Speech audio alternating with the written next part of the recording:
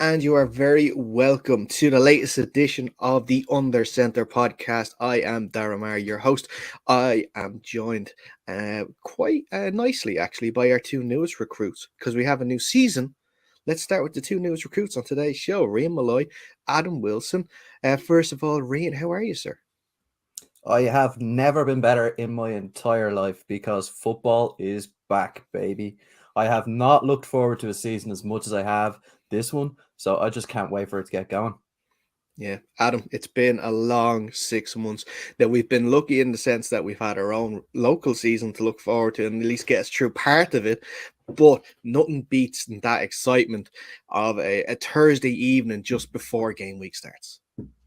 Yeah, it's just finally getting over pre-season, so now we're on to the real football now. Exactly. And what a game to start with. You know, the Buffalo Bills traveling to SoFi to take on the Super Bowl champions LA Rams. We are going to look at that game more in depth a little later on. We have a packed show for you this evening. If you saw our social channels, you would have seen that we have a very special announcement for you as part of this show this evening. That is going to be in our second part. We have an exclusive interview coming for that. In the third part, we have a pre-recorded interview I had with Aaron Schatz from Football Outsider. So it's not an interview you want to miss. But before we get into that, we are going to have a look at our picks for this coming season. Now, you've seen we've previewed the divisions. We're going to give our players of the year, rookies of the year, our Super Bowl and matchup, what we think is going to happen. And we'll see. And we'll see. We'll probably come back to this maybe in a couple of months and see how far off we were for this indeed. But let's what do you think, guys? Will we start with the Super Bowl or do you want to start with the rookies? Let's work our way up to the Super Bowl. Let's start with the rookies of the year, move on to players of the year, and then end with the Super Bowl. I think that would be a good way of doing it. Okay, Reem, well then let's start with the rookies. So I want to know who is going to be your offensive rookie of the year. I've gone with a little bit of an outsider on this one. You know, the bookies' favorite at the moment for some bizarre reason is Bryce Hall. I don't think it's going to be him. I think we are going to get Dameon Pierce as our offensive rookie of the year simply because he's playing in a dreadful offense in that Texans team. And I think he's going to be the only bright spark that they have over the course of the whole year. You're saying that as if Bryce Hall is playing in a great offense in New York. No, but he's been demoted to the backup. I think Michael Carter is getting the start for week one, so that's not a good sign from the very beginning. Adam, I want to know who's going to be your rookie now of 2022. I've gone for Drake London. I just think Kyle Pitts is going to be that sort of offensive weapon, but he's going to complement them nicely and take away some of those targets when Pitts is getting double teamed. Okay. Yeah, I had my own thoughts on this now in the last week, and I think I'm just going to expand on it a little bit further. I'm very worried about the quality of Drake London. I think the fact that he did not put a 40 time on tape over the course of the whole draft process, that just worries me a whole lot. You know, this is a speed league, the NFL, speed kills, but this guy refused to put a 40 time down on tape. So I'm questioning whether he has the real, you know, breakout ability and kind of, you know, the release that elite wide receivers in the NFL have. I don't know what you think about that. I think he just wants to keep that all hidden. He's going to have it week one. He's going to break out and show everyone what the speed really is, and I think he'll be able to step up to it. Okay. Well, yeah. Look, we know he has the hands from his basketball career, but yeah, we'll see how it goes week one. I was going to actually go to Detroit for my rookie of the year initially, and that was going to be James and Williams. But because he's going to be missing a couple of games, I've had to change it. And I'm kind of going a little left field as well on this one. And I'm going to go for Sky Moore in Kansas City. I think he's had a really good preseason. All the reports from camp is he has settled in very nicely in that Kansas City offense. He's a speedster like Tyreek Hill, and we could see what Tyreek Hill could do in the league. I think maybe Sky Moore, once he gets his feet on the ground properly, playing some regular season action, I think he could just, well, look, the sky's the limit for him, you know. So he could win Offensive Rookie of the Year. So that's gonna be my choice.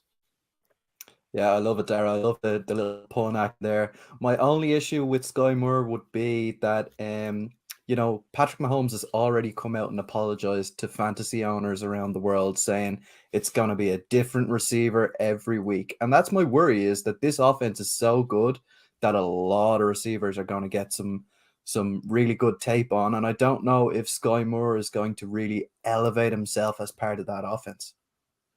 That's fair. That's a good point. I guess he's sorry for the wide receiver owners. He's not sorry for if people own him, because I own him in a dynasty league, and I hope he's not apologizing for his own game for sure for this year. We'll move on, and we're gonna move on to the Defensive Rookie of the Year. And Adam, I'm gonna go to you first on this one. Who's going to be your Defensive Rookie of 2022? I think he seems to be quite high on some people's boards, but I think he's one of the only bright spots of the Jets here, and I'm going to have to go with Sauce Gardner. I can see him just picking apart some of these quarterbacks, because there's not some of these he's going to have to. You know, he can quite easily pick him off with his short passes. I can't see Mac having such a big sort of threat this year, not knowing who he's going to throw to this week, and he's got 2 games against both of those quarterbacks. I think that's going to help him. Yeah. The only reservation I have about Sauce in the cornerback position winning Rookie of the Year is that we saw in college with him that no one threw at him because they didn't want him picking it off. It could be the same in the NFL, and the way these things are judged is if you don't have tape on you intercepting the ball, or you going back for pick sixes, then they're not going to put you in the running for any awards. But Reen, what do you think? Yeah, I think the issue with the cornerback position is it's just not got enough like flashy stats to go along with it. So if you get a lot of interceptions, fair enough, you can beat Trayvon Diggs. But he didn't win the Defensive Player of the Year last year. It was a D lineman, surprise, in TJ Watt. So I am going to go with Aiden Hutchinson as my Defensive Rookie of the Year. He looks like he's a machine. He probably should have been the number 1 overall pick, but I'm happy that he ended up in Detroit. You know, hometown kid, spent his whole life there. I think he's going to do big things for the Lions this year. Excellent. That's a good pick. It's definitely up there between him and Trayvon Walker at the moment. And we ran a poll on our Twitter at UnderCenterPod. And Aiden Hutchinson was a runaway leader for people who think he'd be Defensive Rookie of the Year. But Adam, what do you think, Aiden Hutchinson? Yeah, I think it's a pretty good pick there for the Lions. Hutchinson definitely in his little preseason action seemed to impress. But I definitely think he is definitely going to be one of the top 3 defensive rookies for me anyway. Okay, perfect. For my pick for Defensive Rookie of the Year, I'm taking a sprinkle out of both of your choices. I'm going defensive lineman, and I'm staying with the New York Jets. So I'm going to go with Jermaine Johnson to be my Defensive Rookie of the Year, mostly because I love the story. You know, on part of Last Chance U, was in the community college in Independence. Then he goes to University of Georgia, transfers in his final year to Florida State, comes over here. I think it'd just be great to see a former like Netflix star to win Defensive Rookie of the Year. It is certainly a Cinderella story, and I'd be absolutely delighted to see it happen. Yeah, the NFL loves Cinderella stories. If they can tie that stuff together, they would love that, and I think that's what could happen. What we probably should have done is we probably should have checked odds on this. But hey, look, we'll come back to it another day. Let's move on from the rookies. Let's move to the vets, and we're going to actually start with the Defensive Player of the Year on this one. And I'm going to go a little out of left field again on this, and I'm going to stay on that defensive line. And I'm going to go with Max Crosby to be the Defensive Player of the Year this year from the Raiders. I think with Chandler Jones there this year as well, he's going to command a lot of attention. And I think Max's numbers last year was already great. And I think he could improve on them this year. And I think that Max Crosby could be a surprise Defensive Player of the Year. Yeah, it's it's an interesting one. He's got a lot of traction, particularly from our poll that we put up. I saw a couple of guys mention Max's name in that tweet, and obviously, he's coming out of a very, very strong defense there down in Las Vegas. So yeah, I mean, it's a good shout for Defensive Player of the Year. Rian, tell me, who's your Defensive Player of the Year now for 2022? I know it's a little bit boring and everybody likes the out of left field kind of picks, but I'm going with back-to-back TJ Watt. He's going to do it again. This guy's only going to get better. He's still a young guy. He's putting up insane numbers every year, and I can only see him doing it again this year. Adam, what you think? TJ Watt to be the repeat. Who do you have for yours? I'm sticking with the D lineman, but I'm going to go with Aaron Donald. The man's just an absolute freak of nature. He's just a one-man wrecking crew. And I think this could be 1 year that he could break that sack record. Yeah. I think that, and like that with Donald, he because he is playing on the interior most of the time as well, he doesn't get those sack numbers that his play probably deserves. So those edge rushers do get those like that with the sack record with TJ Watt last year, and with like Max, it's the edge rushers that get all the plaudits. But Ray, what do you think of Aaron Donald for I was going to say rookie Defensive Player of the Year? Yeah, no, look, for the numbers that this guy puts up coming off the interior of the defensive line is just insane, out of this world. So obviously every single year that Aaron Donald lines out on that field, he has a chance to win that Defensive Player of the Year. My only thing is he got paid this year, and we see a trend amongst a lot of players that the year that they get paid, they don't quite live up to expectations. So that would be my only worry about Aaron Donald, but the guy is such a professional that I think he's going to probably pull through that. He'll definitely be in the running for that award. He was paid already, though. He just got another payday. So that's true. Yeah, I forgot about that. Yeah, he got paid there a couple of years ago too. So yeah, look, we'll see. I'm just putting a spanner in your argument there, just to make you True. Just to make you doubt yourself. That's all, just a little bit. Right, let's move on to the second in the race for MVP, because that's what normally the Offensive Player of the Year is, or the award for non-quarterbacks, you could say, that played great on offense, as they're known. I'm going to go first on this one, and I'm actually going to go with Justin Jefferson this year from the Vikings to be my Offensive Player of the Year. I know you're shaking your head there at that, Rian. I'll let you come into it in a second. I think he is a quality player. He obviously is a quality player. Kevin O'Connell in there now as well with the stuff he was able to do with Stafford and Cup. I'm hoping in the basis he's able to do that with Cousins and Jefferson now this year, with some of the plays that they can call up, and Jefferson can be the Offensive Player of the Year. I'm not going to make Kirk Cousins my MVP like some people are. Kyle Brandt, I'm looking at you calling Kirk Cousins for MVP. I'm not going to do that. But Adam, I'll start with you first on this one. What do you think, Justin Jefferson as Offensive Player of the Year? I think it's definitely a good shout, but I do agree that with Kevin O'Connell coming over from that Rams offense, what's he going to bring to that game and how is he going to utilize Jefferson? But I've gone for Joe Mixon.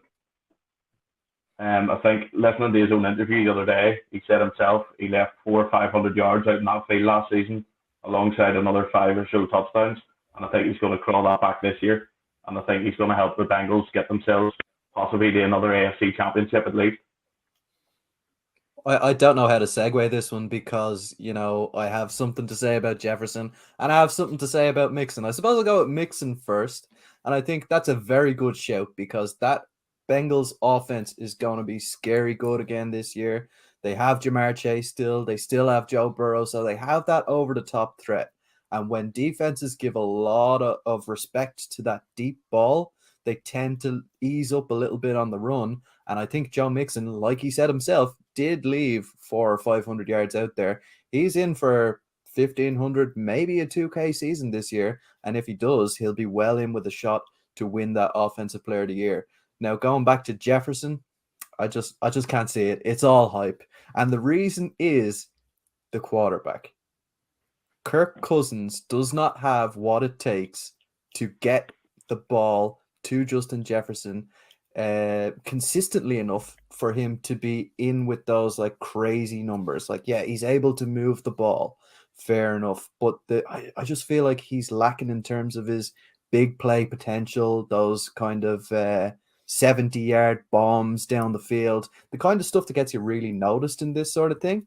Now, I'm going to shoot myself in the foot by giving my own opinion, because I think it's going to be Davante Adams. He's going to get a lot of yards with Derek Carr thrown to him in garbage time, and he's going to get a lot of those touchdowns. I think Derek Carr has the arm that that Cousins does not, so that's why I've gone with Davante Adams over Justin Jefferson. Interesting with the Adams pick as well, because Adams doesn't necessarily give off the vibe that he is one of these speed guys that you can throw these 70-yard bombs to, but he has got a lot of pace, man. Obviously those short intermediate routes as well, that he can just, you know, move his body one way and just beat defenders all the time, gives him a big shout for that. You know, whether he can replicate the type of numbers he put up when he had Rodgers thrown to him, it remains to be seen. I still think he's going to put on some great numbers this year. But the thing is, in Green Bay, it was Rodgers and Adams, and it was no one else. In Vegas, it's Carr, Adams, Renfro, and Waller. So I think there's a bit of sharing around to go around there. Whether you put up the numbers, that's what I meant to say. That's why I don't think he'd be able to put up this sort of Green Bay numbers that he had. Right, yeah, I get what you're saying there, and it's a very good point. But what I'm saying is, you know, last year with Green Bay, he had that kind of season that could have put him in contention for Offensive Player of the Year if it wasn't for the crazy numbers put up by Cooper Kupp. And I watched a lot of Green Bay games because my girlfriend is a Green Bay fan, and he was doubled or tripled on every single play last season. No defense is going to be given the opportunity to do that to him this season with Waller and Renfro on that offense alongside him. So it could be almost beneficial for him to have moved over to this team with a lot of, a lot of weapons on there. It might open up some space for him. Yeah, great point. Great point. Adam, what do you think about Davante Adams? Yeah, I don't think I'd say much more from what Ryan said. Like, there's, as he said, you know, he's not going to get that double or triple coverage next year, or this year, sorry.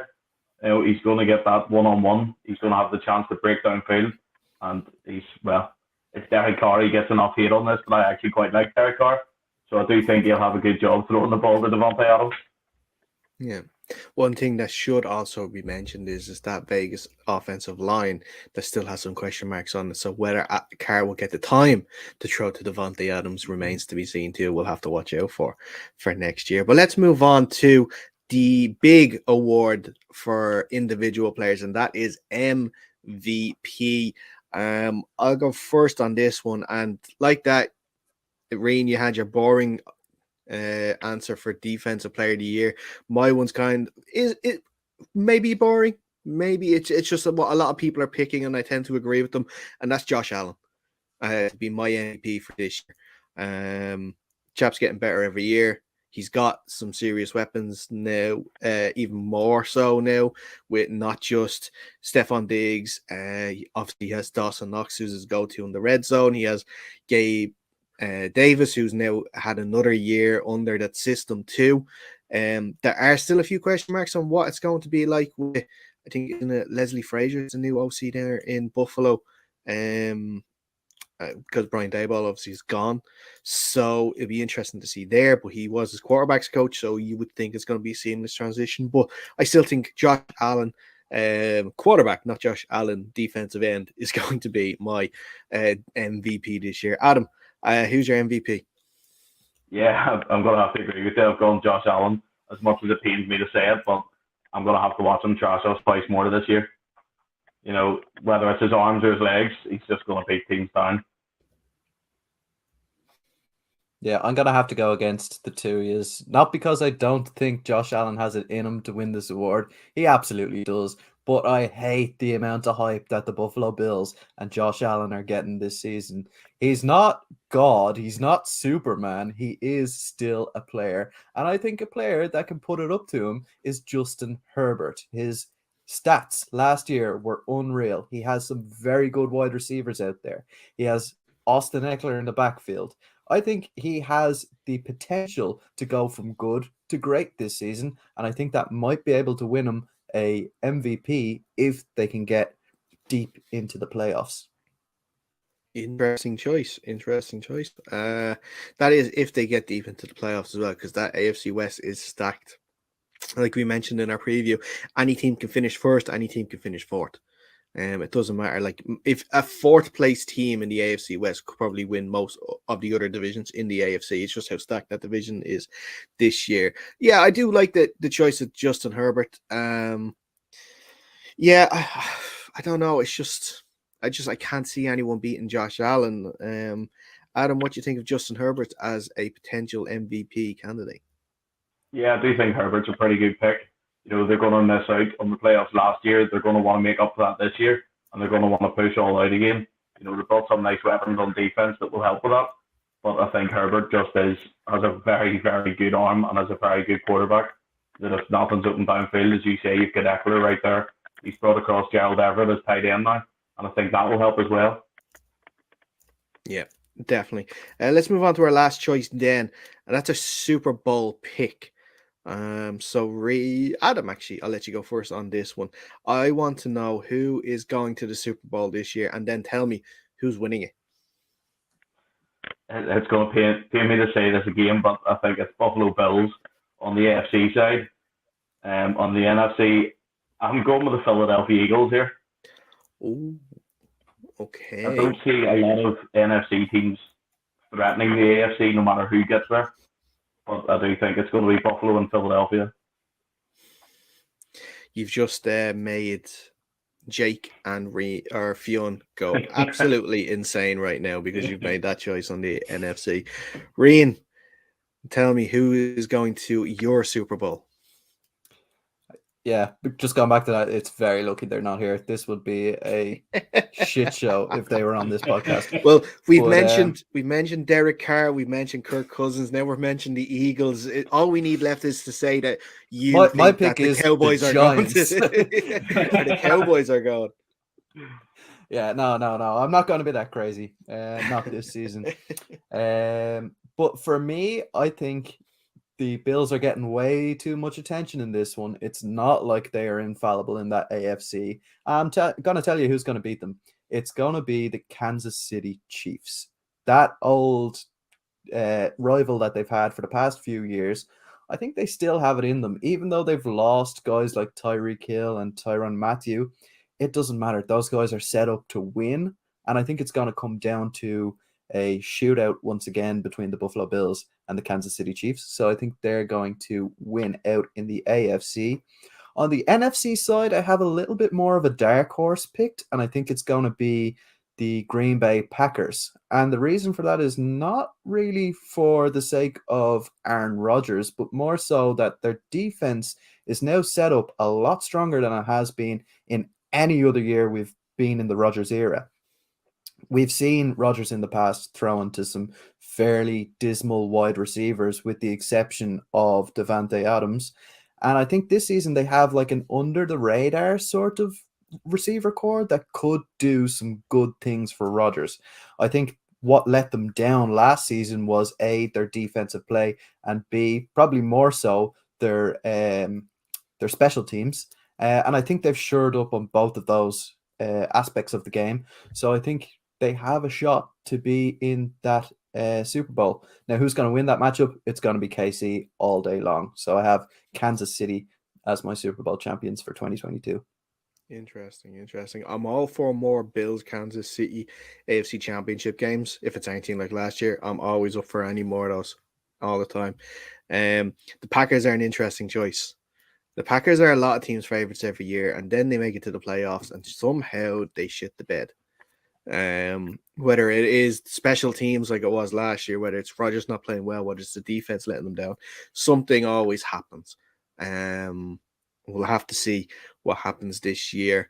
My Super Bowl choice for 2022 is my AFC choice is going to be the Buffalo Bills. I believe in the Buffalo Bills hype. I think the one thing that stopped them from making the Super Bowl last year was their pass rush was atrocious.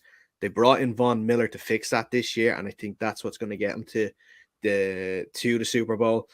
And facing them is, I'm going a little bit out, not left field, but it's a team, and I hate to say, much like you, Adam, hate to talk about the Buffalo Bills going to the Super Bowl. I'm going to hate saying this team is going to the Super Bowl, and that's the San Francisco 49ers. I think shaking your head. I love that. I think that their roster is set up to win. I think that Trey Lance actually can take them to the Super Bowl, but I don't think he'll be as involved as people are going to be thinking. I think they're going to rely on that run game. Injuries have cost them the last few years, and I think that as long as they can stay relatively healthy, obviously you're not going to have no injuries in an NFL season, but as long as the key guys stay healthy, I think that they have a chance to make the Super Bowl. They were only one game, one play away from making the Super Bowl last year, and I think they can take that step forward this year. Couldn't disagree anymore. I am not drinking that Trey Lance Kool-Aid. It is just not for me. The fact that they kept Jimmy G around just spells disaster for that team. I don't think they'll be in with a shot of winning the Super Bowl. And I think that's because, when it gets down to the nitty-gritty of it, you cannot rely on your run game all that much. When you get in the weeds, you need your quarterback to win you games. And let's face it, Trey Lance is pretty much a rookie going into this season. You get into a playoff game where he gets behind, I don't know if he has it in him to pull it back. I'm sure he's going to be a good quarterback in this league for a long time, but I don't think he's at that point at this moment in time. But Reem, what I will tell you is offense wins you games, defenses win you championships, and that 49ers defense is nothing to be scoffed at. This is true, but I mean, if you look at the past few years in the NFL, offenses have won championships. I mean, just look at the Kansas City Chiefs. The 2 out of the last 3 years, they weren't playing defense. They weren't playing defense. You're right, but the Bucs were against the Chiefs when they beat them. True, very true, very true. You have me there. Yeah, Adam, what do you think? Yeah, I do think I have to agree with Ryan here about Trey Lance. I just don't know if he's the one that's going to be able to take them there. I do agree with yourself on the defense. It's definitely nothing to be scoffed at. But if they can stay healthy, that's another question, because they always seem to be hampered with injuries throughout the season, and it just ruins the entire team. Yeah. I haven't really been keeping up to date on the San Francisco roster. Have they made many changes at the secondary position? Because they got burnt in a lot of games last season. Yeah, they've had some injuries there. So they have Emmanuel Mosley back fit, who was their number 1 corner last year. And they're after bringing in Cardavius Ward from the Kansas City Chiefs, who was one of their best corners as well. So they have the corner position is pretty much set. Obviously, Fred Warner and Al Shahir's there in the linebacking position, and then of course you have the likes of Joey Bosa there, who's going to disrupt, who was an outside candidate for me to be Defensive Player of the Year. Sorry, did I say Joey Bosa? I meant Nick Bosa. Or is it Joey? No, Nick. It is Nick. It is Nick. Yeah. Nick Bosa, who was my outside choice to be Defensive Player of the Year. So they have got a really stacked defense, and I think, like I said, I think that could be the thing to bring them to the big game next year. But I still do think the Bills are going to win the game. So it wouldn't matter in the end anyway. But that is our awards part of this. That is our awards section of this show. And we are going to take a quick break. When we come back, we're going to have an exclusive interview about a brand new brand new announcement we have as part of the show. It's definitely something that you're going to want to keep an eye on. And when we come back after that, we're going to have Aaron Schatz from Football Outsiders to chat to as well. You know why Madden's so different this year? Field sim. It changes everything. So I can finally throw the rock. Hey, check it. Okay, I feel unstoppable. Losing's impossible. And put the ball where only I can catch it. Thing they know.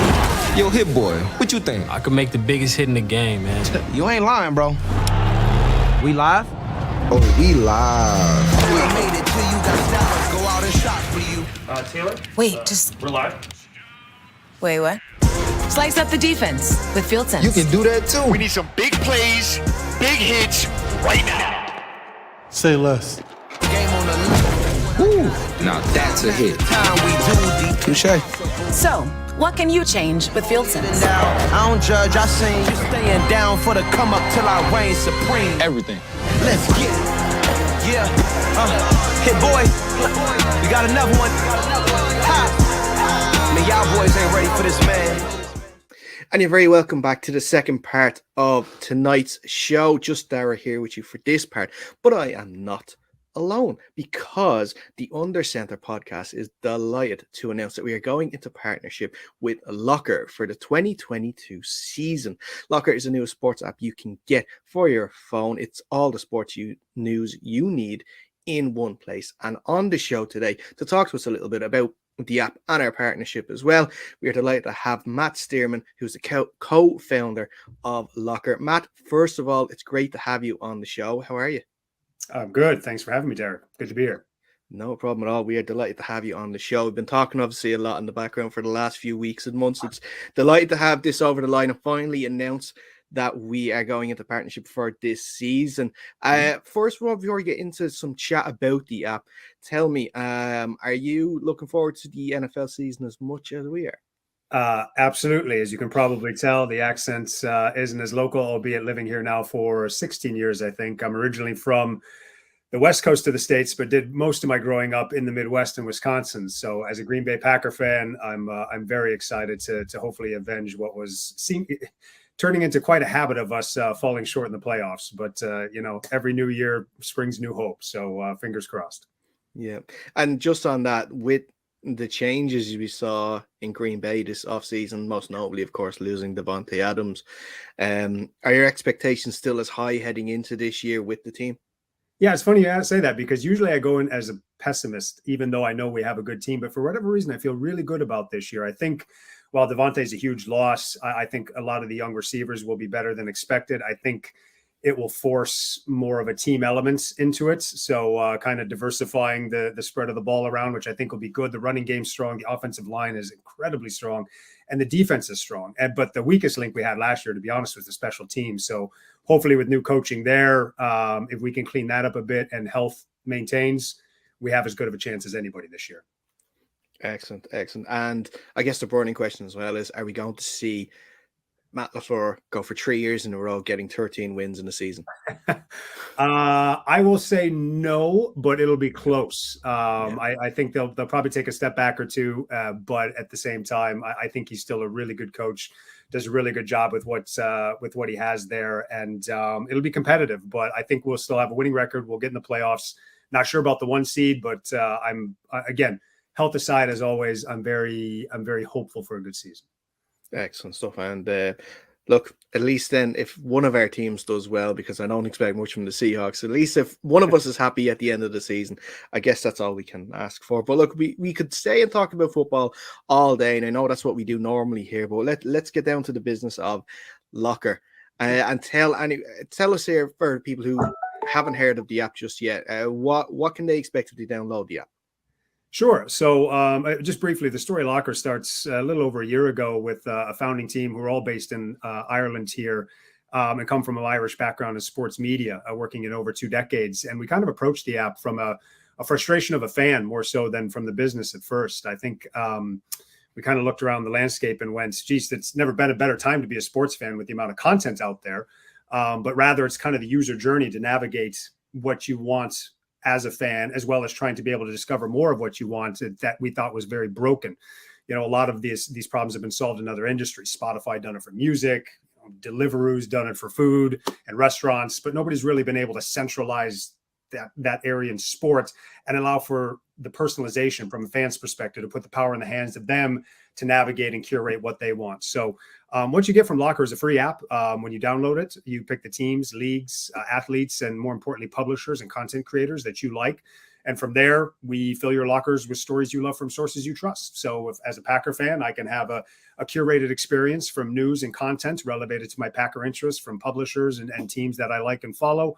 Or you can follow it specifically from an athlete. If you're only interested, say, in Aaron Rodgers or DK Metcalf, I see over your shoulder there, you can be notified and follow kind of the athletes that you like as well. So it's really trying to put the fan first and allow them to have a better experience of finding what matters to them in a more personalized ecosystem within the application.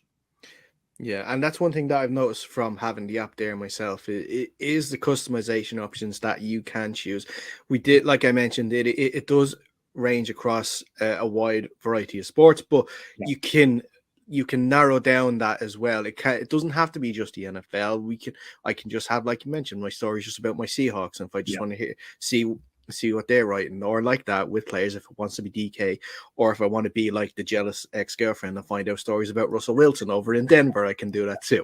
You can do it, exactly. Yes, I know, exactly, for better or worse. But yeah, that's exactly it. And look, we're an agnostic platform. We're not a content creator. We work with media partnerships in the media and in multiple formats and try to deliver that world based on integrating those types of content in written audio and video and so forth. I think from an NFL fans perspective, though, it is quite interesting, particularly over here, as we've only launched in Ireland to find product market fit here. We've only been in the market for about 6 months now, I think, at this stage. And we already have 20% of all people who've installed the app follow the NFL as a sport. So we know there's an appetite for NFL over here in Ireland, as you know, I'm sure you do. Lord knows this is why you have your own followers who like the NFL here.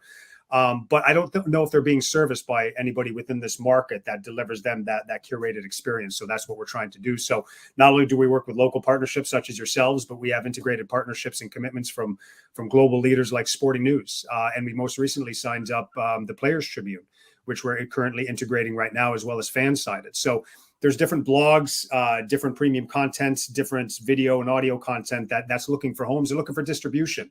And that's what we're trying to provide for those partners. But then from a fan's perspective, they get a more integrated, curated, personalized experience for them. Yeah, and that's it. And you mentioned on the articles and the video side of things, and like obviously this video side is their bread and butter, and that's what we're really looking forward to being a part of with the app, to be used as another place for the show to be broadcast, and like that's it, to try and get as many people's eyes on the app, and well, look, being selfish on their side, on their show as well, but. Just one thing that you have done as well, especially, is this Club Hero Fund that you're running now locally for sports clubs in Ireland, which is a fantastic move. Can you tell us a little more about that? Sure. So as part of it, trying to get the app into people's hands and connecting with sports fans, we kind of looked around and go, well, where are sports fans, living and playing? Where are they? And they're within the clubs, they're within the communities. So, and because we are sport agnostic in terms of you can follow your love of GAA as much as you can follow NFL, as much as you can follow cycling, hockey, or badminton, whatever your personalized sports world is. We're rolling out a competition called Club Hero, which gives any club at any level of sport in Ireland a chance to win €5,000 for their club. So one thing that we can all relate to is, every club needs cash and every sports fan needs it. And what they do with it is completely up to them. So how you enter is simply, you just download the app, you enter in within the registration page, your club name. You only enter once, but as many people from your club can enter as possible to give you a chance to win. We're running that until the end of the month. And we've seen really good uptake. And like we've seen with most opportunities with people finding the app, once they get into the app, they actually really enjoy it and keep staying and keep sharing with their friends. So that's what we found very helpful in terms of helping us grow, but then also try to give back to those who are playing sport and following sport and are in the grassroots of sports as well. Yeah.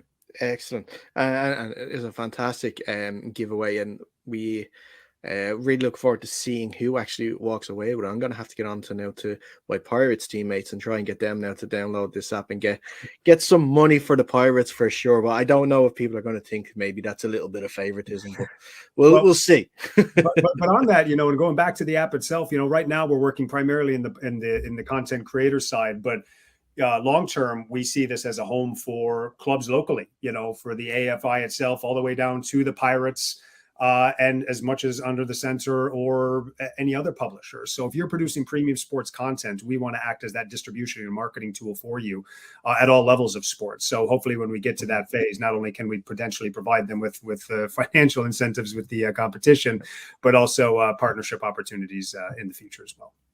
Yeah, and one big thing when it comes, especially on the NFL side of things that people love, is fantasy. And fantasy football especially, and we've talked about it off air as well. Like, we both have multiple leagues that we're involved in as well. And is there any sort of move there to get involved on this fantasy football side of things? Yep, absolutely. Huge part of it. And again, the objective or the mission of Locker, I should say, is to build a personalized world that sports fans deserve. And when we talk about personalization, unlike Spotify, when we compare ourselves to that kind of business model, they're focused in audio, whereas a sports fan's experience is multi-formatted. You need to be able to read about it. You need to be able to follow scores. You need to be able to listen to podcasts. You need to be able to watch highlights, purchase subscriptions, play fantasy. We're potentially looking even in the NFT space with NFL All Day in partnership with Dapper Labs, who we already have an integration with. So fantasy is very much on the radar. You can follow fantasy at the moment. However, we don't have, full disclosure, we don't have a huge amount of news and content being curated in that space. But because I think it's 75% of fans in America who follow the NFL also play fantasy, we got to recognize that that's part of it as well here in Ireland and in other countries. So we definitely want to be able to service that in the near future. Yeah. Well, Matt, it's brilliant to hear about the app from yourself. And like I said, people can get it. If you go to the Play Store, go to the App Store, you will get it. Just search Locker. You'll see it there. If you want an idea what you're looking for, if you look at the bottom left of the screen here, that is the icon you're looking for to download the app. Also, make sure you download the app, because we are delighted to announce as well, because of this, with the start of our partnership with Locker, we are going to be doing an NFL jersey giveaway of your choice. What you need to do is you need to make sure you are following both ourselves and Locker on social media, whichever one, either Twitter or Instagram. Make sure you Instagram, make sure you also download the Locker app, so that we know that you have, and make sure you send us a screenshot to show that you have downloaded the app, I should say, and you'll be entered in the competition to win an NFL jersey of your choice. The competition will end after week 1 is completed. So on Tuesday, we will announce the winner. Matt, it's fantastic that you guys have been able to sort of help us out with this giveaway and help us out with this partnership. And we're really, really looking forward to seeing how things shape out over the season.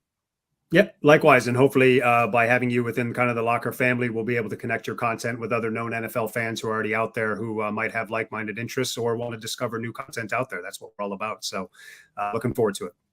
Excellent stuff. Once again, Matt, thank you so much for taking the time to speak to us.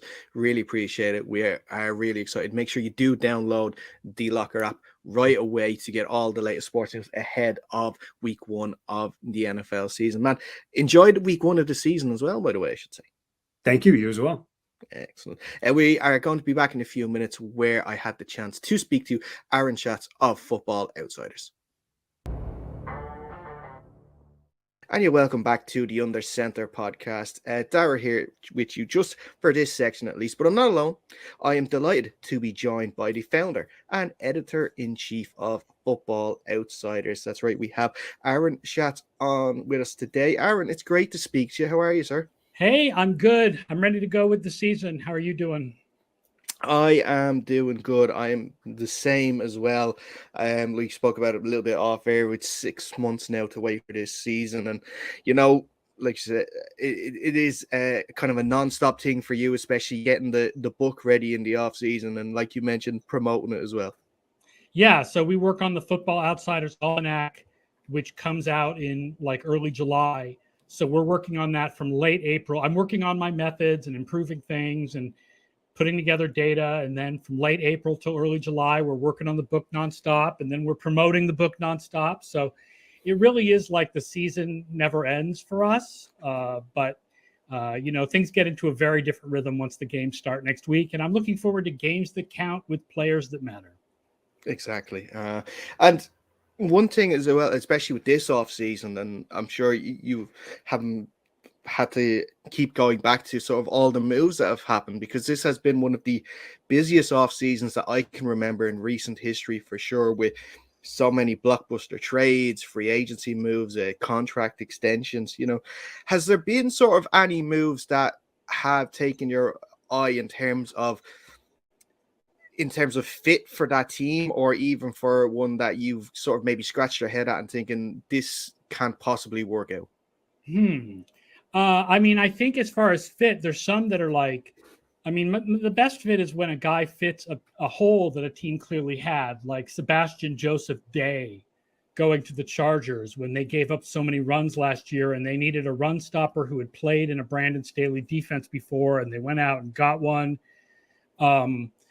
I think that Tyreek Hill going to Miami is fascinating because Miami was 31st in the league in yards after the catch last year, and now they have Mike McDaniel using the San Francisco offense, which led the league in yards after the catch last year, and Tyreek Hill should be a yak machine, and so that's really fascinating. I'd have to think for a while about one that like jumped out to me as like it really like a signing that didn't make sense or a trade that didn't make sense. Nothing really jumps out in particular.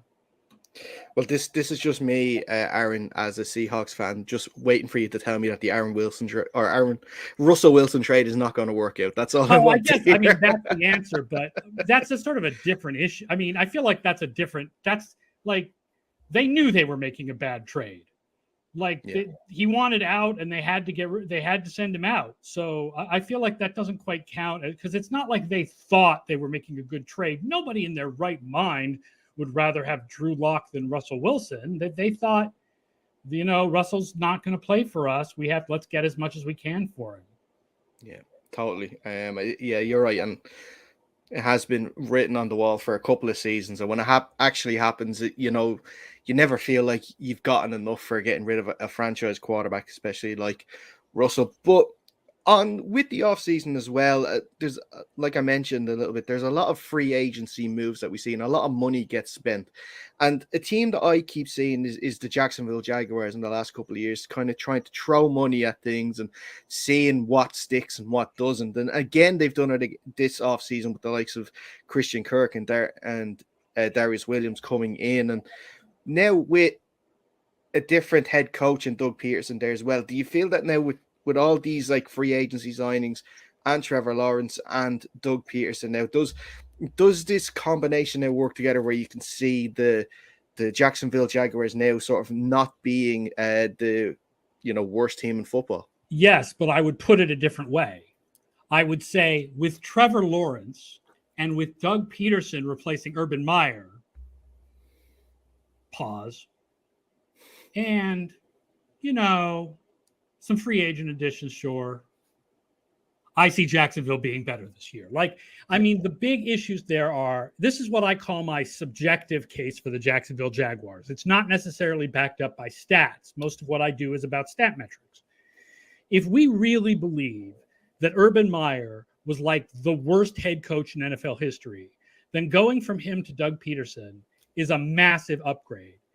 And if we really believe what we believed a year ago, which was Trevor Lawrence was a once-in-a-decade quarterback prospect and the best quarterback prospect since Andrew Luck, then once he gets normal coaching in a normal environment, he should dramatically improve over how good he was last year. Now, also Darius Williams is better than what they had at cornerback last year, and Christian Kirk is better than some of the wide receivers they had, although DJ Chark is underrated, but of course he was injured last year. And those things are true. But what really matters is Trevor Lawrence becoming the Trevor Lawrence that we thought he could be, and much better coaching. Yeah.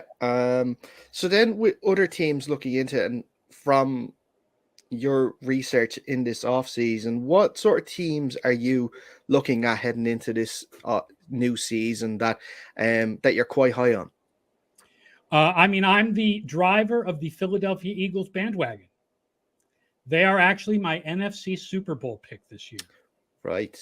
Okay. They have added a ton of talent, especially on the defensive side of the ball, with Hassan Reddick and James Bradbury and Kazir White and the rookies they drafted, and now CJ Gardner-Johnson, and getting Brandon Graham back from injury. And then the offense has added A.J. Brown, and they have the easiest projected schedule in the league. So I don't think they're going to be the best team in the NFC. I think they have the best chance of coming out of the NFC because I think they have the best chance of being the number 1 seed in the NFC because of their schedule. Okay. And you mentioned the additions and everything like that. And with Jalen Hurts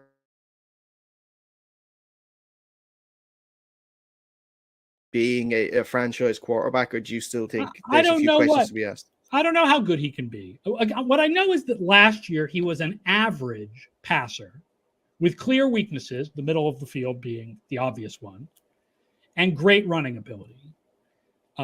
With the talent they have around him and the schedule they have, that's good enough.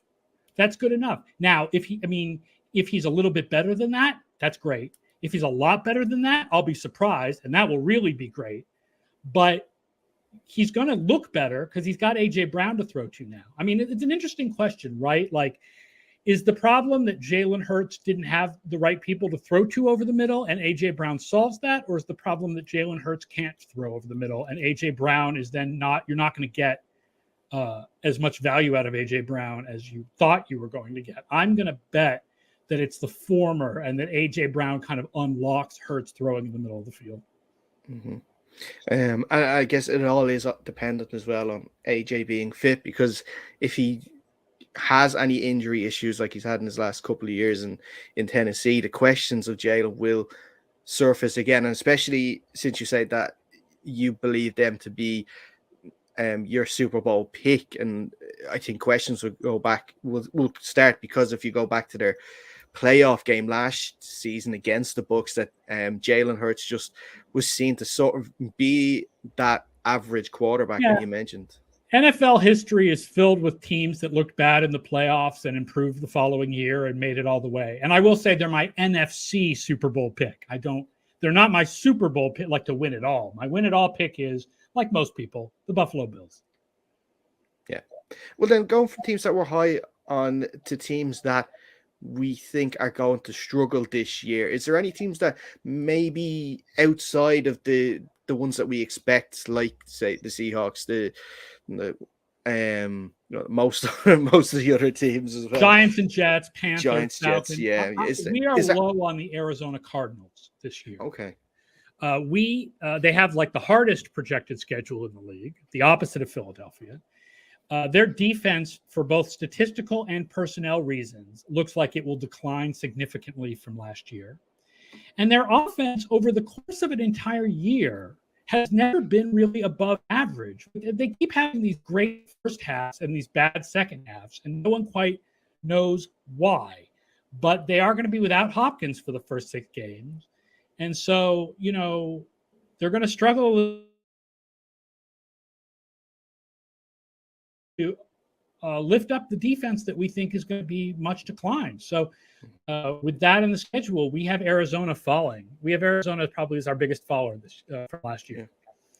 Yeah, and with, I think, the way the schedule worked out, that I think they don't face an NFC West opponent for the first 6 games anyway, for those Hopkins suspended games. And that's true, but we don't think they're going to be in the division race. So it doesn't matter that they're not going to lose division tiebreakers. They're not going to be in the race to win the division in the first place. Yeah.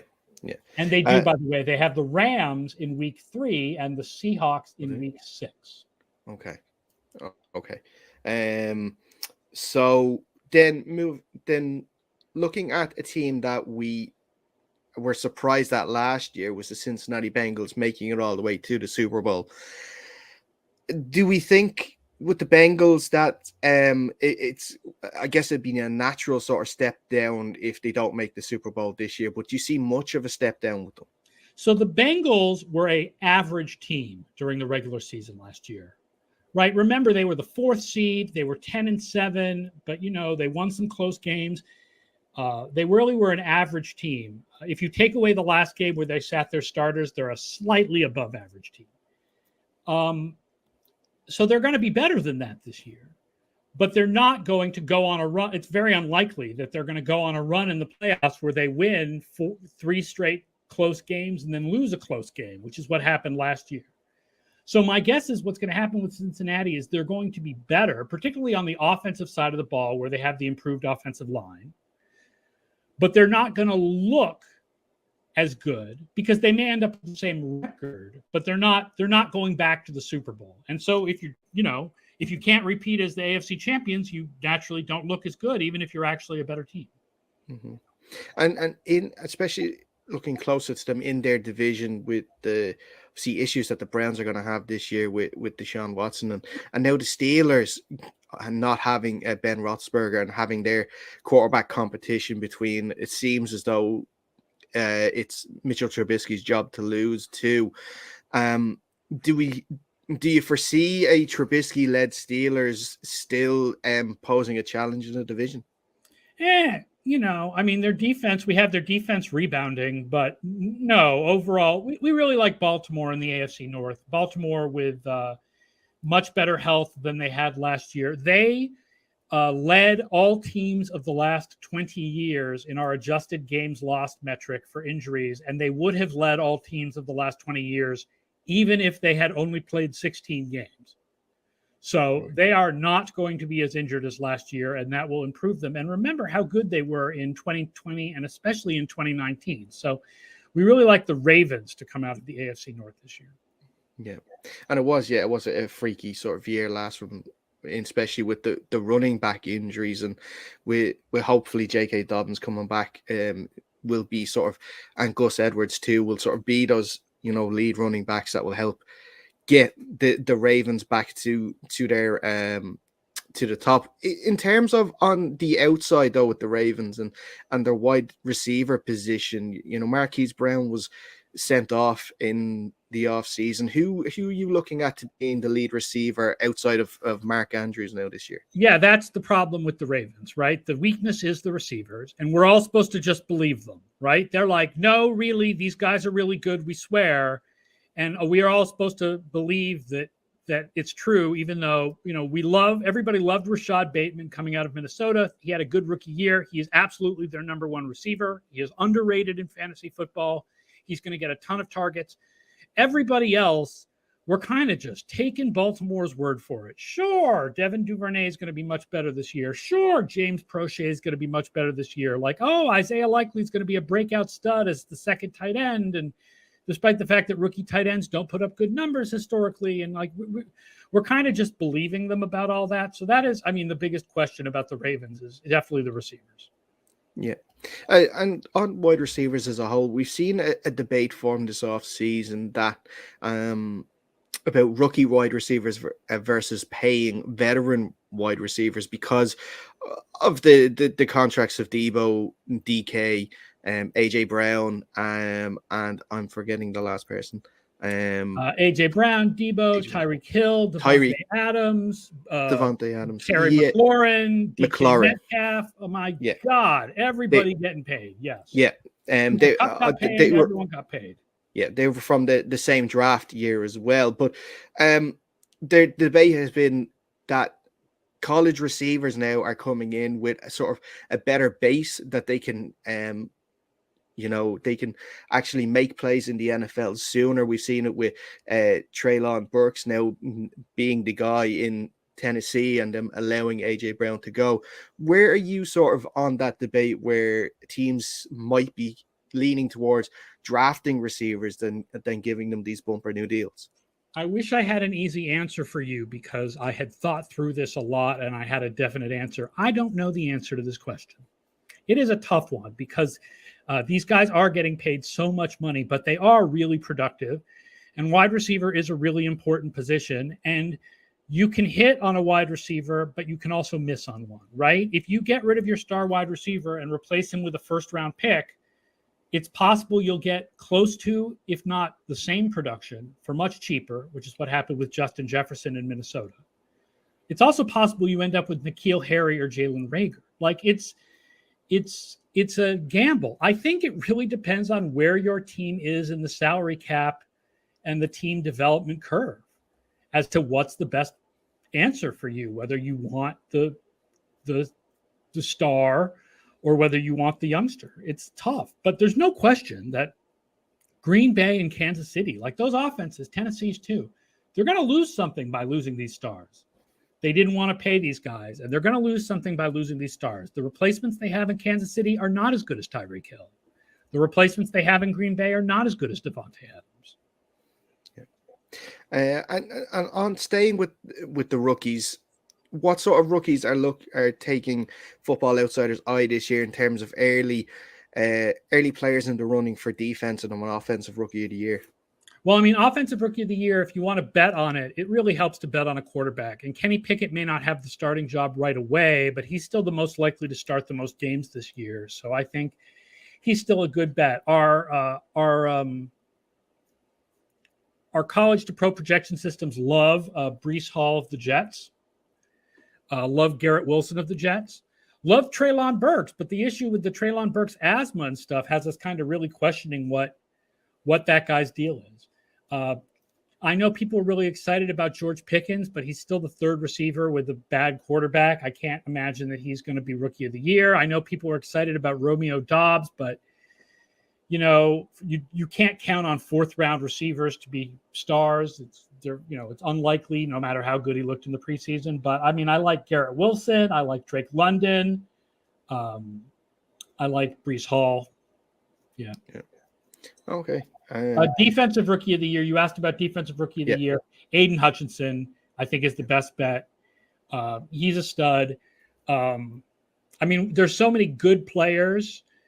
An interesting dark horse is Nick Cross, who's a safety, a later round safety, who's actually going to start for Indianapolis. I mean, safeties don't win rookie of the year very much, but if he puts up a lot of tackles and a few interceptions, he could win it. He's like a plus 10,000 long shot. Okay. Actually, that just brings actually to a point I hadn't planned to ask, but I'll ask really quickly, because last week we did an AFC South prediction or preview into the new season. And I actually I'm a little down on the Colts this year. I don't know if it's the constant QB carousel or if it's just the wide receiver talent that they seem to be missing. But they were a team that I was quite low on, but a team that I was high on, maybe as a sleeper team, not to do much, but I think that will surprise a few people, could be the Houston Texans. How do Football Outsiders feel about those two teams? Yeah, we have the whole AFC South down this year. We don't like any of the teams. In our projections and our simulations, none of the teams average better than 8.5 wins. I agree with you about Houston. Here's the thing about Houston. I don't think they can win. They're likely to win the division, but they're going to be better than people think. I think they have like a 4 or 4.5 over-under number in Vegas. They're going to be better than that. They have a lot of mediocre talent, and mediocrity does not go 4-13. That's bad. Bad and mediocre are different. Mediocrity goes 7-10. If you put a gun to my head and made me pick a team in that division, I would pick Indianapolis. But I gave you my story about Jacksonville. I think all the teams are going to be disappointing. I would not be shocked to see the entire AFC West have better records than the entire AFC South. Okay. And you naturally brought on to just two quick questions then before we let you go there, Aaron. And then that's the first with the AFC West. I had a look at your preview there a couple of days ago, and you had the Chargers as the winners of the AFC West. And with the Russell Wilson move and sort of like with the Tyreek move away from the Chiefs and Adams to the Raiders, like what brought you to the conclusion that the Chargers are going to be number one in the West? We really like the improvement on their defense. We really like what they've added with J.C. Jackson and Khalil Mack and Kyle Van Noy and Sebastian Joseph Day. And their offense is powerful. And then we have the Chiefs number 2. Look at the schedule difference between the Chiefs and the Chargers, okay? Every team has 3 games that you play different from the other teams in your division, okay? For those 3 games, the Chiefs have the Bengals, the Bills, and the Buccaneers. for the same 3 games, the Chargers, because they were in 3rd place, get the Browns with Jacoby Brissett, the Atlanta Falcons, and the Miami Dolphins. Well, you would rather be the Chargers. Yeah. No, definitely 100%. Finally, then, before we go, I know we're a little late recording this, but the first game of the season is going to be, of course, the Rams and the Bills. You mentioned that the Bills are going to be your Super Bowl pick for this year. They are obviously one of the best defenses in the league as well. And then with the Rams and Cooper Kupp, especially with all the records that he broke last year, what do you see sort of happening in this game, first of all, and then with both teams maybe further on in the season? It is really going to be a test of the Bills secondary to cover Cooper Kupp without Tre'Davious White, who is on PUP. I mean, they are really going to either Taron Johnson has to cover him as the nickelback, or it's got to be the rookie, Kaiir Elam. And I think that is going to be tough. I mean, there's no doubt, the Bills are a much broader and deeper team than the Rams. Like, that's why they're my Super Bowl favorite. They have a top 5 projection in offense, defense, and special teams, and they're deep. Like, they can withstand injury. But in week 1, it doesn't matter how much you can withstand injury because everyone's healthy. So I actually kind of like the Rams in this game at home. I mean, the Rams are the home team, and they have the energy of, teams that are hosting after winning a Super Bowl actually tend to win by like an extra point or 2 over the spread over the last few years. And like I said, I'd be worried about, one of the big questions about the Rams is Allen Robinson looked bad in Chicago last year. Not bad quarterbacks, like he looked bad. And it's a real question as to what Allen Robinson the Rams are getting. But if the Rams are getting a good Allen Robinson, when you combine that with Cooper Kupp, like, I don't know how the Bills secondary is going to have a hard time covering that without Tre'Davious White and without Levi Wallace, who they let leave in free agency. Yeah. All right, perfect. And a quick one, I guess, an MVP, if it's going to be the Bills to win it, have Josh Allen as a prospective MVP I still would always pick Mahomes as my MVP favorite. I feel like Mahomes is the best quarterback. Yes, he had a down year last year, but overall, if you look at the last 2 or 3 years, Mahomes is the best quarterback in the league. I will pick Mahomes to win the MVP every year until he proves he's definitely not the best quarterback in the league for more than 1 year. I would pick Mahomes. Excellent. Listen, Aaron, it's been great to speak to you for this last 20 minutes. We really appreciate it. Before we do let you go, anyone interested in getting this year's edition of the Almanac, where can they get it? Football Outsiders Almanac 2022 is this big, thick book over 550 pages. So you can buy the physical book on Amazon, and I'm sure it's available on Amazon Ireland or Amazon UK, as well as Amazon in the US. I don't remember what the price is in euros. It's $29.99 in the US. But you can also get the electronic version by becoming an FO Plus subscriber. So that's footballoutsiders.com/subscribe. And we've added a bunch of cool new stuff to FO Plus. You get the Almanac. You get the Kubiak Fantasy Football Draft Tool. You get in-season projections and picks against the spread and fantasy football research tools. You also now get a new column by Derek Klassen previewing every game every week from a film perspective. And you get new filter by week features in our DVOA database and an ad-free experience. So footballoutsiders.com/subscribe. That's on sale, 10% off until the beginning of the season. Excellent stuff. Aaron, once again, thank you so much for the time. We really hope you enjoyed the start of the season and the whole season in general. And hopefully we can have you on again in the near future. Absolutely. We're going to take a quick break. And when we come back, we'll be looking ahead to the first week of the NFL season.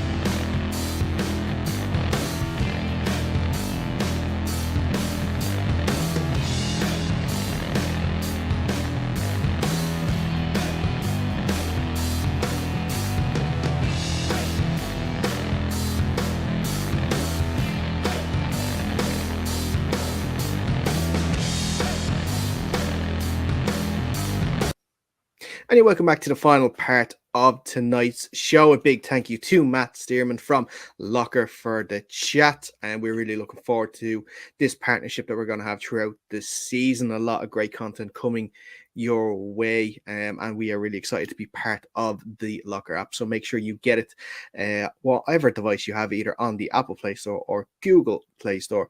Just download the app and you get all the latest sports news customized to the way you want it. And also a big thank you to Aaron Schatz from Football Outsiders for the chat.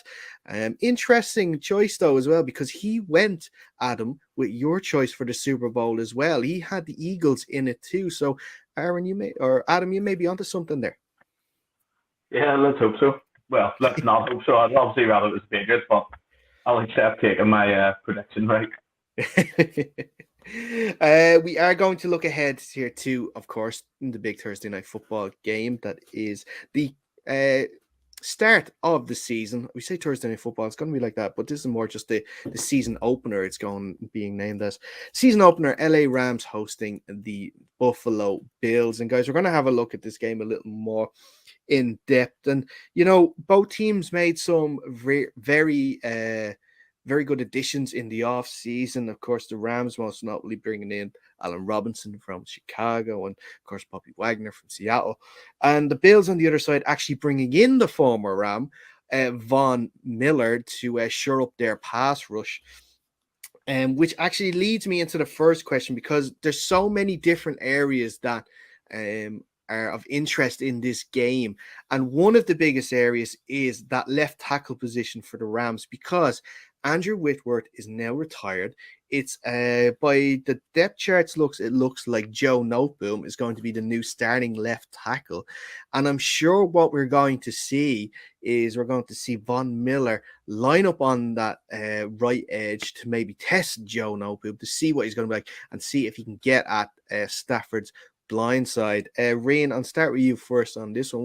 What do you think of this area? Who do you think is going to be crucial for Buffalo to sort of, get Von involved early? I think it is going to be crucial for them to get Von involved early. He's going to be fired up playing against his former team. I don't think there's a whole lot of bad blood there in terms of how things were left. But still, when you play against a team that you've played for in the past, there's always that bit of extra bite to your game. Now, in terms of Noteboom at left tackle, I think this guy is actually pretty decent as a guy who's replacing like a future Hall of Famer in Andrew Whitworth. We saw him fill in for Whitworth a couple of times there in the previous couple of seasons, and he has absolutely acquitted himself very, very well. I don't see him as kind of one of these rent-a-tackle situations or anything like that. I think this guy's going to be a starter in the league for a long time. But I think Von Miller is going to win some reps against him. So it's just a case of how much he can mitigate Von Miller when he's lined up against him. Adam, what do you think of this Von Miller going up, testing that new left tackle at Joe Noteboom? And also, I want to add on a question onto that as well for you. Von knows the offensive line from last year. What do you think he'd be telling the rest of that defensive line in terms of what tells they have? Yeah, I think I definitely agree with Rainer. I think Noteboom's definitely going to be a starter for the long term here. But he's going to have to test himself against Von Miller to start with. Von's previous 2 games against Stafford, he hasn't recorded a sack yet, but I think that's going to be different come Thursday night. As for the defensive line and what Miller can pass on, he's going to know all of those linemen's weaknesses. He's trained against them. He's with them for the last season, 12 games, however long it was. He came away with a Super Bowl ring, but he's going to know their weakness and he's going to pass it on to the Bills D-line. And he's going to be able to pass on everything that they need to know, how they can beat them. And I think that's definitely going to have the effect. Yeah, right. Yeah, no, I'd agree there. Absolutely. The only thing about that defensive line for the Bills is that there's no real other standout players there. I guess they have, is it Godshow in the middle of the defensive line? Did he move over, did he? I think he's playing a tackle now. No, I think that's what you're saying. He moved. That's what Adam was saying. He moved to the Patriots last offseason. I think he's still there. Yeah. Right. Okay. Well, look, I know they have a good defensive tackle there, but I mean, Ed Oliver, are you thinking of maybe? Yeah, Ed Oliver. That's who it is. Yeah. But my point is that for teams to really succeed in pressuring an O-line, they need to have those kind of bookend edge rushers, and I don't think the Bills have that. So I think that the Rams can afford to give Noteboom a little bit of help against Von Miller, and that's maybe how the Rams are going to get the edge in this one. Okay.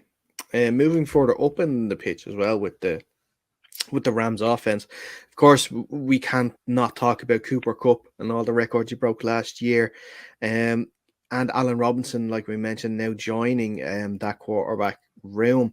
But going up against the Bills cornerbacks, Tre'Davious White, their cornerback one, is out and he will not be playing this game. Levi Wallace left in the offseason to go to the Pittsburgh Steelers. So now they have third-year man Dane Jackson and rookie Kaiir Elam that's going to be going up against those two. It's going to be a difficult night for them.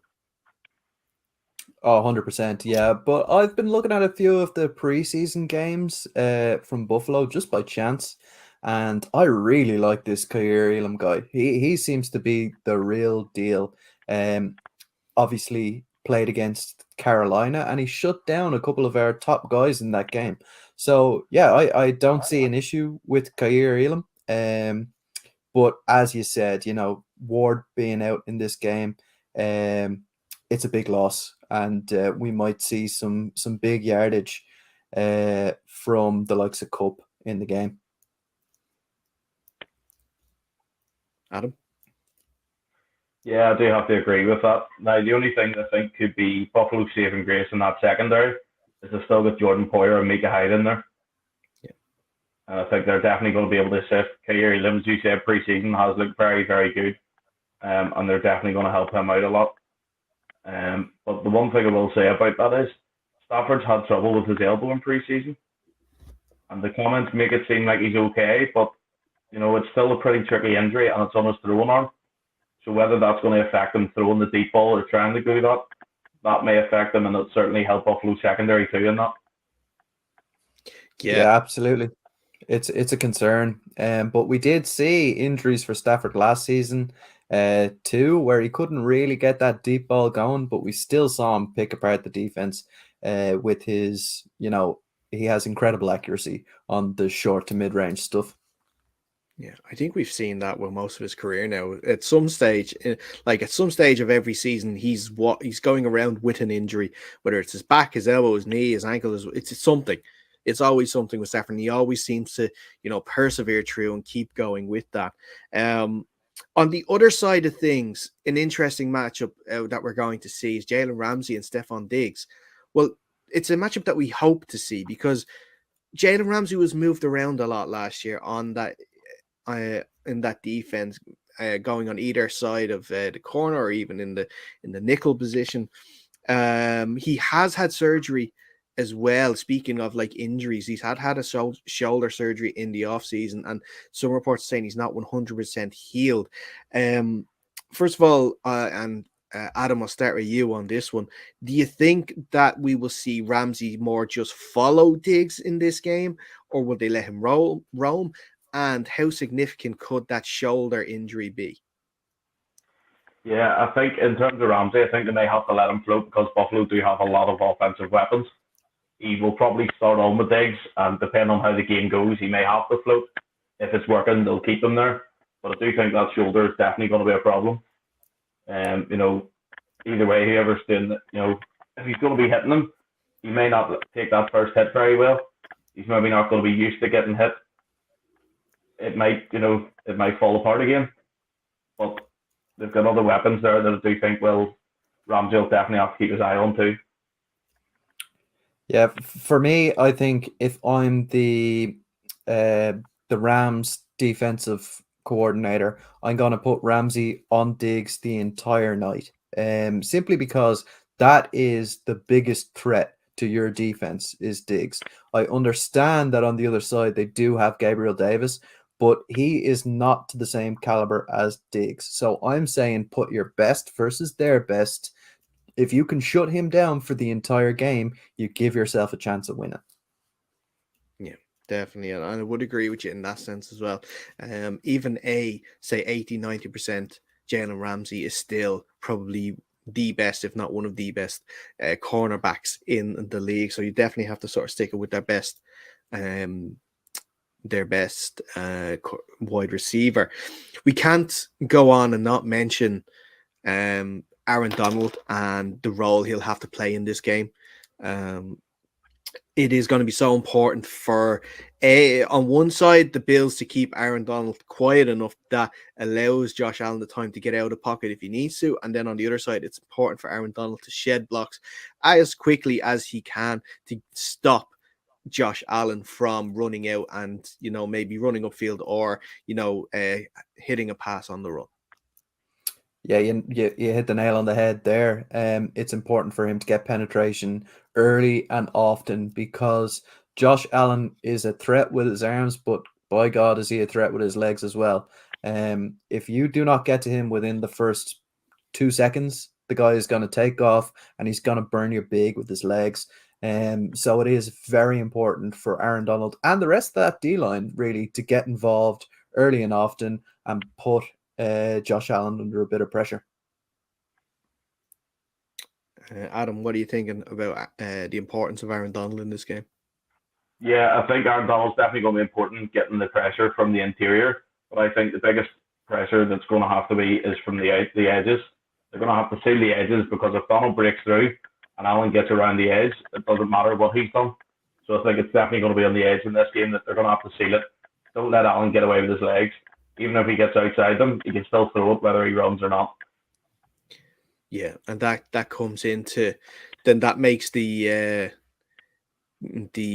importance of the likes of Leonard Floyd and A'Shawn Robinson, if they are the two on the outside to play that, it is going to be so important for them to, like you said, seal that edge and to make sure that it makes it as difficult as possible for Allen to break out if that's what he wants to do. Obviously, with these fantastic quarterbacks, these fantastic receivers, the running game is not getting a lot of traction or not getting a lot of, column inches in the write-up for these games. And it is something that both teams they kind of struggle with. They prefer pass first. Cam Akers was out for a lot of last season, came back. He wasn't really effective in the Super Bowl. Darrell Henderson is quite a decent running back. On the other side of things, Devin Singletary has people who like him, people who don't. He's kind of like that Marmite at the moment, whether he's working in Buffalo. But you also have the rookie, of course, James Cook, Dalvin's brother. Is it a case, and Rain, I'll start with you on this one, is it a case of the struggling run game that sort of does the better is going to be the important factor in who wins this game?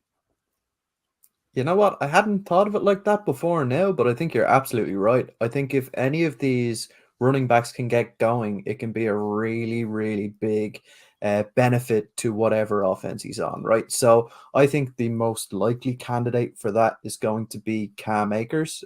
We saw him injured at the end of last season, but we've also seen flashes from seasons prior that we know he can be maybe not an elite running back, but certainly a very good starter in this league. And I don't know if Singletary has that same sort of flash to him that Cam Akers does. Adam, I think I'll definitely have to agree. Yeah, I'll definitely agree that I think, as you said, it's going to be the running game that's going to be the bigger part here to play. You can't just be so one-dimensional, but if the run game's not working and you're going to have to pass, it's an easy job for the defense. You still have to stop it, but at least they know what's coming. As for Cam Akers, Darrell Henderson, they're both the same. Can they hold up from the injuries? Cam Akers didn't have a big impact, but he definitely needs to have one this year. I like Singletary. I do think he has that caliber that he can burst out and do something. But I think Buffalo could be more of a committee backfield with him and James Cook this year. And I think they're definitely going to push it up. Cook will maybe get more of the rundowns. Singletary with the passing. But I definitely think Buffalo could take the edge in the run game. Yeah, they did try that a few years ago. I think, was it with Was it Zach Moss? Was the second running back in Buffalo there for a while? So they tried that with him, but it didn't work out with Moss. So we'll see if they can do that now with Cook. It is going to be so important heading into this game. And then on the other side of it, it's going to be important for the linebackers and obviously the debut in Bobby Wagner, who has been so good in the run game for the Seahawks for so many years, to make sure that he can stop the Singletary or Cook, whoever it is, to make sure that they cannot advance the running game. And on the other side, of course, Tremaine Edmonds and Matt Milano for the Bills. But one last question then, guys, before we wrap it up for this edition of the show. Who's winning tonight? I'll let Adam go first on that one. I'm going to go with Buffalo on this one. I think that a pretty high-scoring game the last time they played 2 years ago. Buffalo took a pretty big lead early on. I think they were maybe 28-3 up and then somehow went behind, but did win it late on. I don't have it quite as close this time. I think I have Buffalo winning this by 1 or 2 scores. But I do think it's going to be close for a long time, and Buffalo's just going to break away closer to the end and finish the game. Yeah, I'm going against the bookies in this one, and I'm going to say that the Rams are my favorite to win. And I think a major part of that is that they're playing at home, and SoFi Stadium can be a really, really difficult atmosphere to go into as a defensive, or not as a defensive, as a traveling team. And I think that's going to really buoy this team on to actually win it. I have the Rams by 7 in this game. Okay, interesting. Because at the moment, the bookies have the Bills as a 2.5 point favorite. So basically a field goal favorite at the moment. And I think that's about right. I think the Bills win this by a field goal. I think it will be a close game. I'm hoping it's going to be a great game. I think it will be. A nice good offensive game to start this season. Not that I get to watch it anyway. I took the wrong days off work. I took Monday and Tuesday. It didn't take Friday off, so I won't be watching it live. But yeah, I think I'm actually going to go with the Bills. This is the perfect way to sort of make your intent known that this team is a team to be reckoned with this year, that we are not going to fall at the final hurdle again, that we are aiming to be in Glendale in February for that Super Bowl. And if it is, and if we do meet you again when they're talking to the Rams, if we do meet you again there, so be it. If it's going to be someone else, that's okay too. And I think that this is going to be the first step of them making it to the Super Bowl. So I'm going to say a Buffalo Bills win. I think at this point it is perfect for us to wrap up this edition of the show. Adam, Rain, as always, thank you so much. Thank you. Yeah, it's been a pleasure. We will be back on Sunday, where we're actually going to look at all of the games of the weekend more in depth and give our picks on that one. But until then, stay safe. We'll see you soon and enjoy the football.